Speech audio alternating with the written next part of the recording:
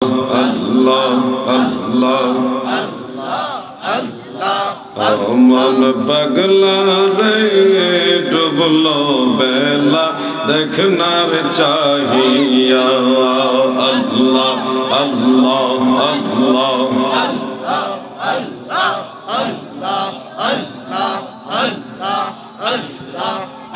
লা ইলাহা ইল্লাল্লাহ মুহাম্মাদুর রাসূলুল্লাহ। প্রশ্ন প্রথম যেটা দেখলাম, প্রশ্নকারী সালাম দিয়েছেন আসসালামু আলাইকুম, সবাই উত্তর দেন। ঈদে মিলাদুন নবী সাল্লাল্লাহু আলাইহি সাল্লাম পালন করা নাকি খ্রিস্টান ইহুদিদের কালচার কিনা? এই ধরনের কথা আসলে উস্কানিমূলক কথা। একটা কথা যে কেউ বলুক, তার কথার পিছনে যদি দালিলিক তাত্ত্বিক কোনো রেফারেন্স থাকে তাহলে সে কথাটা আমরা মূল্যায়ন করি। এখন আপনি যদি একজন মানুষকে বলেন তোর বাপে একটা ইহুদির মতো, এটা একটা উস্কানিমূলক কথা, ঝগড়া করার জন্য কথা। কথা বুঝতে পারছেন না? ঈদে মিলাদুন নবী জায়েজ না নাজায়েজ আপনারা কুরআন হাদিসের আলোকে কথা বলেন।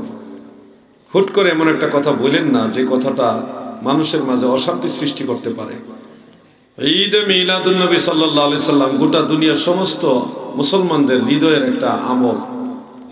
হাফেজুল হাদিস ইমাম আবুল খায়ের ইবনে জাজারি রহমাতুল্লাহ আলাইহি, যিনি ইমাম ইবনু হাজার আসকালানির উস্তাদ, ওনার আগে তিনি আরফুত তারিফ বি মাউলিদিশ শরীফ সেই কিতাবের মধ্যে লিখেছেন, আমার কাছে আছে সেই কিতাবটা।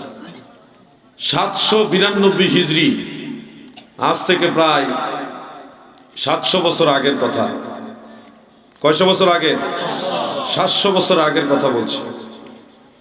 792 হিজরিতে ইমাম আবুল খায়ের ইবনে জাজারি রহমাতুল্লাহ আলাইহি বলেন, আমি মক্কা মুকাররমায় গেলাম, মাহে রবিউল আউয়াল শরীফে দেখলাম মক্কা মুকাররমায় মৌলুদে রাসূল যে ঘর, যেখানে নবীজির মিলাদুত শরীফ হয়েছে, ওই ঘরের আশেপাশে আরব জাহানের সব মুসলমানরা উপস্থিত হয়েছে। আশিকে রাসূলরা সেখানে উপস্থিত হয়েছে, হয়ে রবিউল আউয়াল শরীফে সবাই নবীজির মিলাদুন নবীর মাসে সবাই উপস্থিত হয়ে এটা জাঁকজমকের সাথে পালন করতেছে এবং নবীজির বেলাদতের যে দিন, ওই দিনটাকে ঈদ হিসেবে গণ্য করছে। আরফুত তারিফ বি মাউলিদিশ শরীফ, এই কিতাবটা দয়া করে আপনারা পড়েন। হুট করে একটা জিনিস ইহুদি নাসারা খ্রিস্টানদের সাথে মিলাই দিবেন না, এটা একটা ঝগড়ার কথা, পায়ে পাড়া দিয়ে ঝগড়া করার কথা। মিলাদুন নবী শুধু বাংলাদেশে পালন করে না, দেওবন্দি আলেমরাও পালন করে। 1947 সাল থেকে, কত সাল? 1947 সাল থেকে উলামায়ে দেওবন্দের একটা বিশাল শাখা ভারতের রামপুরে গত এই মিলাদুন নবী পর্যন্ত ঈদে মিলাদুন নবী সাল্লাল্লাহু আলাইহি সাল্লাম তারা আনুষ্ঠানিকভাবে পালন করে আসছে। পাকিস্তানেও যারা আল্লামা তকি উসমানী সাহেবের মানহাজের মধ্যে আছে, তাদের মধ্যে একটা শাখা প্রতি বছরে বছরে দেওবন্দি আলেমরা, পাকিস্তানের দেওবন্দি আলেমরা মিলাদুন নবী পালন করে। মিশরের আল আজহার ইউনিভার্সিটির আলেমদেরকে জিজ্ঞাসা করবেন, যত আজহারি আলেম আছে তাদের জিজ্ঞাসা করবেন, আনুষ্ঠানিকভাবে 1904 সাল থেকে মিশর আল আজহার বিশ্ববিদ্যালয়, ওখানে তারা মিলাদুন নবী পালন করে। আর এখানে বাংলাদেশে আশা করে পৃথিবীর কোথাও মিলাদুন নবী নাই। আজীব ব্যাপার। আমার জানা মতে 220 হিজরি থেকে 1200 হিজরি পর্যন্ত, 220 হিজরি থেকে 1200 হিজরি পর্যন্ত 130 জনের মতো ইমাম, যারা মুহাদ্দিস ফকি বড় বড় ইমাম, তারা মিলাদুন নবীর পক্ষে কিতাব লিখে গেছে। 220 হিজরি থেকে শুরু করে 1200 হিজরি পর্যন্ত। 1200 হিজরি পরের তার আমি হিসাব করি নাই। আর আজকে হঠাৎ করে আমাদের সমাজে কথাগুলি বলে মুসলমানদের মাঝে একটা ধর্মীয় দাঙ্গা লাগাইবার চেষ্টা করছে। আপনি মিলাদুন নবী পালন করেন আর না করেন আপনার ব্যক্তিগত ব্যাপার, ঘরে বসে থাকেন। আরেকজন মানুষ তার মনের সম্পূর্ণ প্রেম নিয়ে, আবেগ নিয়ে মদিনাওয়ালার মহব্বতে বেলাদতে রাসূল সাল্লাল্লাহু আলাইহি সাল্লামকে স্মরণ করছে। এটার উপরে উম্মতের ফতোয়া হলো এটা মুস্তাহাব, সওয়াবের কাজ। ইউস্তাহাব্বু লানা ইজহারু শুকরে বিমাউলিদিন নবী সাল্লাল্লাহু আলাইহি সাল্লাম, এটার উপরে উম্মতের ফতোয়া। ইন্নাল বিদআতাল হাসানা মুত্তাফাকুন আলা নাদবিহা ওয়া আমালাল মাউলুদ ওয়া ইজতামাআন নাসু লাহু কাযালিকা। গোটা দুনিয়ার সব উম্মতরা, উলামায়ে কেরাম, আইম্মায়ে কেরাম ইত্তেফাক হয়েছে, ঐকমত্য হয়েছে বিদআতে হাসানা আমল করা মুস্তাহাব।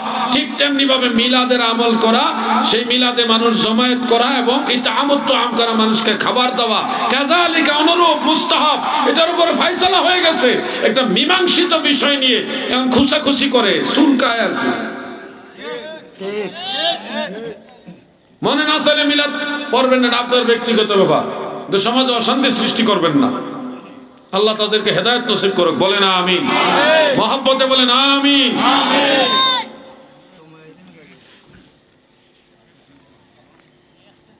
জানাজার নামাজের পর দোয়া করার বিধান, এটা মুস্তাহাব। আল্লাহর রাসূল সাল্লাল্লাহু আলাইহি সাল্লাম নিজে জানাজার পরে দোয়া করেছেন। একটা হাদিস নোট করে রাখেন, সহিহ মুসলিম হাদিস নম্বর 2276 মেন কিতাব। আর বাংলা আল হাদিস অ্যাপসে ঢুকলে পাবেন 2121। ওখানে আবার অনুবাদও খেয়ানত আছে। হযরত আউফ ইবনে মালিক রাদিয়াল্লাহু আনহু বলেন, সাল্লা রাসূলুল্লাহি সাল্লাল্লাহু আলাইহি ওয়াসাল্লাম আলা জানাজাতিন ফাহাফিজতু মিন দুআইহি ওয়া হুয়া ইয়াকুল আল্লাহুম্মা ইগফির লাহু ওয়ারহামহু ওয়া'ফু আনহু ওয়াকরিম নুজুলাহু ওয়া ওয়াসি মাদখালাহু ইলা আখিরিল হাদিস। আউফ ইবনে মালিক বলেন, নবীজি এক ব্যক্তির জানাজা পড়ালেন। জানাজার পরে তিনি দোয়া করতেছে, আল্লাহ তুমি তাকে ক্ষমা করো, তাকে রহম করো, আল্লাহ তার কবরকে প্রশস্ত করো, তার কবরকে নূরে নূরান্বিত করে দাও, আল্লাহ তাকে জান্নাতের পানি পান করাও। এইভাবে নবীজি শুধু দোয়া করতেই আছেন, দোয়া করতে আছেন। হযরত আউফ ইবনে মালিক বলেন, আমার মনে আফসোস হচ্ছে, আহা আমি যদি এই মৃত ব্যক্তিটা হইতাম আর আল্লাহ রাসূল যদি আমার জন্য এইভাবে দোয়া করতো, কতই না ভালো হতো। সুবহানাল্লাহ, সুবহানাল্লাহ বলেন। ইমাম মুহিউদ্দিন নববী রাহমাতুল্লাহ আলাইহি, ইমাম নববী শরহে মুসলিম আল মিনহাজের মধ্যে লিখেছেন, ফাহাফিজতু মিন দুআইহি আই আল্লামানিহু বা'দা সলাতি ফাহাফিজতুহু। জানাজার সালাতের পরে নবীজি এই দোয়াটা করেছেন। এমনকি নবীজি আমাকে শিক্ষা দিলেন, মৃত ব্যক্তির জন্য দোয়াও করলেন, আল্লাহুম্মা ইগফির লাহু ওয়ারহামহু, আল্লাহ মৃত ব্যক্তিকে তুমি রহম করো, তার কবর প্রশস্ত করো, তার কবরে রৌশন করে দাও। দোয়া করছে মৃত ব্যক্তির জন্য, পাশাপাশি সাহাবীকে শিক্ষা দিলেন। অতএব আল্লাহর রাসূল নিজেই জানাজার পরে দোয়া করেছেন। আপনার সময় থাকলে দোয়া করেন, সময় নাই দোয়া করেন না, চলে যান। কিন্তু এটা নিয়ে মারামারি বাড়াবাড়ি করবেন না, এটা মুস্তাহাব সওয়াবের কাজ। আমাদের দোয়া দরকার, এই জন্য আমরা দোয়া করি। যাদের দোয়া দরকার নাই আপনারা চলে যান, কিন্তু মারামারি করবেন না। আল্লাহ আমার ভাইদের বোঝার তৌফিক দেন, বলেন আমিন। মানুষ কিসের তৈরি, মাটি নাকি নুতফা? দয়া করে কোরআন ও হাদিস থেকে বলবেন। মানুষ 5 রকমে তৈরি। 1 নম্বরে সাইয়্যিদুনা আবুল বাশার হযরত আদম আলাইহিস সালাম সরাসরি মাটির তৈরি। খালাকাহু মিন তুরাবিন, আল্লাহ বলেছেন তিনাকে আমি তুরাব, মাটি থেকে সৃষ্টি করেছি। খালাকাল ইনসানা মিন সালসালিন কাল ফাখার, মুফাসসিরিনে কেরাম লিখেছেন ইনসান হলো হযরত আদম আলাইহিস সালাম, তিনাকে শক্ত টনটনে মাটি দিয়ে আল্লাহ সৃষ্টি করেছেন। দ্বিতীয় হলো হযরত হাওয়া আলাইহিস সালাম, তিনাকে আল্লাহ মাটি দিয়ে বানাননি, তিনাকে বানিয়েছে আদমের বাম পাজরের নরম বাঁকা হাড্ডি দিয়ে, সরাসরি মাটি দিয়ে না, হাড্ডি দিয়ে। তৃতীয় হলো বনি আদম, আমরা যারা আছি আমাদেরকে আল্লাহ বানিয়েছে যার যার পিতা মাতার শুক্রাণু ডিম্বাণু থেকে, যেটাকে আরবিতে বলে নুতফা। এই ব্যাপারে কোরআন শরীফে 12টা আয়াত আছে। কয়টা আয়াত? একটা আয়াত অন্তত বলে দেই, সূরা ইয়াসিন আয়াত নম্বর 77। সূরা ইয়াসিন আয়াত নম্বর কত? 77। প্রয়োজন আজকে খুলে দেখেন। আওয়ালাম ইয়ারাল ইনসানু আন্না খালাকনাহু মিন নুতফাতিন ফাইযা হুয়া খাসীমুম মুবিন। মানুষ কি দেখে না, মানুষ কি ভাবে না আমি তাকে নুতফা থেকে সৃষ্টি করেছি, অতঃপর তারা বাক বিতণ্ডায় মানে ঝগড়ায় লিপ্ত হয়েছে। আল্লাহ স্পষ্ট বললেন আমি মানুষকে নুতফা থেকে সৃষ্টি করেছি। নুতফা মানে যার যার মা বাবার শুক্রাণু ডিম্বাণু, বুঝতে পারছেন তো? এই হলো তৃতীয় পদ্ধতি। চতুর্থ পদ্ধতি, হযরত ঈসা আলাইহিস সালামকে আল্লাহ মাটি দিয়েও বানায় নাই, হাড্ডি দিয়েও বানায় নাই, নুতফা দিয়েও বানায় নাই, কারণ ওনার বাবা নাই। বাবা ছাড়াও নাকি আল্লাহ বানাইছে। বাবাই যদি না থাকে তাহলে শুক্রাণু পাবে কোত্থেকে? সিস্টেমে তো হয় না এটা। ঈসা নবীকে আল্লাহ বানাইছে জিবরিল আমিনের ফু এর মাধ্যমে, ডাইরেক্ট রুহু থেকে উনি মানুষ। এজন্য না একটা সিফত আছে রূহুল্লাহ, ঈসা রূহুল্লাহ, উনি ডাইরেক্ট রুহু থেকে মানুষ। এই হলো 4 নম্বর পদ্ধতি। 5 নম্বর পদ্ধতি মুহাম্মাদুর রাসূলুল্লাহ সাল্লাল্লাহু আলাইহি সাল্লাম। এই ব্যাপারে কাদ জাআকুম মিনাল্লাহি নূর ওয়া কিতাবুম মুবিন, এটা সহ কোরআন শরীফে আরো দুই একটা আয়াত আছে। এই আয়াতে কারিমা এবং অনেকগুলি হাদিস আছে, যে হাদিসগুলির মধ্যে আল্লাহ এবং আল্লাহ রাসূল বিভিন্নভাবে বলেছেন। যেমন বাইহাকির দালাইলুন নবুওয়াতের মধ্যে বিশুদ্ধ সনদে উল্লেখ, আল্লাহ তাআলা বলেছেন হুয়াল আউয়াল ওয়াল আখির ওয়া হুয়া আউয়ালুশ শাফিঈন, তিনি সবার প্রথম, তিনি সবার শেষ, তিনি সর্বপ্রথম শাফাআতকারী। আল্লাহ নিজে নবীজিকে বলেছেন। এবং আল্লাহর রাসূলের এই হাদিসের মধ্যে উল্লেখ ফারানি নূরান সাতিআন ফি আসফারিহিম, অর্থাৎ নবীজি হলো অতি উজ্জ্বল নূর। আর সৃষ্টির প্রথম সহিহ হাদিস অনেকগুলি থেকে প্রমাণিত, আমার নবী হলো নূর এবং আউয়াল মাখলুক, সর্বপ্রথম সৃষ্টি। আর আইমাই কারামের বক্তব্য হলো, মিশকাতের শরহ মিরকাতে মোল্লা আলী কারি রাহমাতুল্লাহ আলাইহি, ইমাম ইবনে হাজার মক্কি রাহমাতুল্লাহ আলাইহি রেফারেন্সে উল্লেখ করেছেন যে ওয়াখতালাফাতির রিওয়ায়াতু ফি আউয়ালিল মাখলুকাত ওয়া হাসিলুহা কামা বায়ানতুহা ফি শারহি শামাইল তিরমিজি আন্না আউয়ালাহা নূর আল্লাযী খুলিকা মিনহু আলাইহিস সালাতু ওয়াস সালাম সুম্মাল মাউ সুম্মাল আরশ। প্রথম সৃষ্টি কি, এই রিওয়ায়াতগুলির মধ্যে ইখতিলাফ আছে। মূল বিষয়টা হলো ইন্না আউয়ালাহান নূর, নিশ্চয় প্রথম আল্লাহ নূর বানাইছেন। আল্লাযী খুলিকা মিনহু আলাইহিস সালাতু ওয়াস সালাম, যে নূর থেকে আল্লাহ নবী সাল্লাল্লাহু আলাইহি সাল্লামকে বানাইছে। সুবহানাল্লাহ। এটা আহলে সুন্নাত ওয়াল জামাতের চূড়ান্ত ফয়সালা। লাম ইয়াকুন ইউরা লাহু জিল্লুন ফি শামসিন ওয়ালা কামার লিআন্নাহু কানা নূরান। হাফেজ জালালউদ্দিন সুয়ুতি রাহমাতুল্লাহ আলাইহি, ইমাম শামসুদ্দিন সাখাবী, ইমাম কাজী ইয়াস, সব ইমামরা এই ব্যাপারে একমত, নবীজি নূর। এই জন্য নবীজির জিসম মোবারকের কোনো ছায়া ছিল না। সুবহানাল্লাহ। উল্টা পাল্টা কথা কেউ যদি কয়, তার পথেতে থাকো, তার লোক আমরা কাজ করার সময় নাই।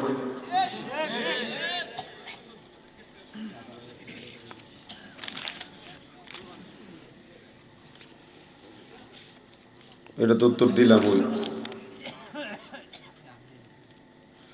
রাসূল সাল্লাল্লাহু আলাইহি ওয়াসাল্লাম নাকি এক ইহুদির লাশ দেখে দাঁড়িয়ে গিয়েছিলেন, এই বিষয়ে দয়া করে সঠিক ব্যাখ্যাটি বলবেন।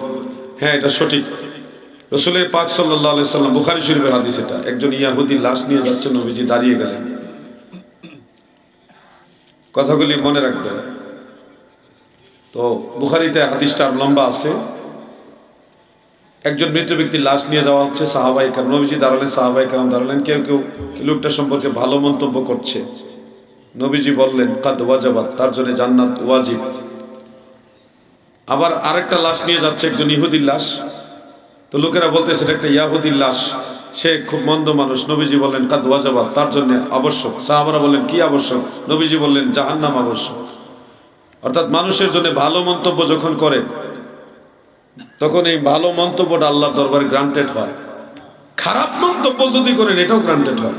এই জন্য মানুষ মরলে খারাপ মন্তব্য করতে যাবেন না। লা তাযকুরু হালকা মাউতাকুম উযকুরু মুহাসিনা মাউতাকুম, তোমরা তোমাদের মৃতদের মন্দ দিকটা সমালোচনা করো না, ভালো দিকটা সমালোচনা করো। মৃত লাশ চলে যাওয়ার সময় নবীজি দাঁড়িয়েছেন, এটা কথা সত্য। ফুলতুলি সাহেব কিবলা রহমাতুল্লাহকে নিয়ে আপনার মতামত কি? আমার মতামত, উনি শামসুল উলামা, তিনি একজন আল্লাহর ওলি, একজন মহান বুজুর্গ। এটা নতুন কোনো কথা নয়, আমি বহু আগে থেকে বলি। আমি ওনার কদম বসি করেছি, ওনাকে একেবারে খালি গায়ে দেখেছি, শুধু লুঙ্গি ছাড়া। লুঙ্গি পরে একেবারে খালি গায়ে, এত কাছে থেকে ওনাকে দেখেছি। আল্লামা মুফতি আবু নাসের জিহাদি সাহেব মাদ্দাজিল্লাহুল আলী হুজুরের সাথে গিয়েছিলাম। ফুলতুলি সাহেব কিবলা রহমাতুল্লাহ আলাই সম্পর্কে বাজে মন্তব্য করবেন না। যারা এই জমিন ইসলামের খেদমত করে গেছে, তাদের মধ্যে অন্যতম হলো আল্লামা সাহেব কিবলা ফুলতুলি রহমাতুল্লাহ আলাই। তৈয়ার জায়গা পাইয়া অনেকে মনে করে আওলা জল। আমরা সবাইকে সম্মান করি, একতলাফ থাকতে পারে। এই দরবারের সাথে এই দরবারে কিছুটা একতলাফ থাকুক, সবারই কম আর বেশি অবদান আছে, আমরা সবাইকে সম্মান করি। মারামারি ঝগড়া করা আমাদের কাজ না। আমার পীর ও মুর্শিদ বিশ্ব আলী খাজা বাবা শাহ সফি আল্লামা ফরিদপুরি কুদ্দিসা সিরুহুল আজিজ, ফরিদপুর বিশ্ব জাকের মঞ্জিল, আমার হুজুর কেবলাজান সম্পর্কেও ফুলতুলি সাহেব কেবলা ভালো মন্তব্য করেছেন। পীর কেবলাজান হুজুরেও ফুলতুলি সাহেব কেবলা সম্পর্কে ভালো মন্তব্য করেছেন। আগুনে আঙ্গারো সিনে লোহা চিনে কামারে, স্বর্ণকারে সোনা চিনে, যাচাই করে যেই জনে। দূর থেকে যারা সমালোচনা করে তারা সমালোচক, এদের এটুকুই পুঁজি আছে, তারা না সাধন ভজন করে না ওলি আল্লাহর সোহবতে যায়। আল্লাহ তাদের বোঝার তৌফিক দেন, বলে না আমিন। একটা দাওয়াত দিচ্ছে আগামী এই ফেব্রুয়ারি মাসেরই 18, 19, 20, 21 4 দিন বিশ্ব জাকের মঞ্জিল ফরিদপুর আটশো দরবার শরীফে মহাপবিত্র বিশ্ব উরুস শরীফ আপনাদের দাওয়াত দিলাম। আমার জাকের ভাইরা আছে এখানে, একবার যাবেন। ভাইয়ের নাম কি?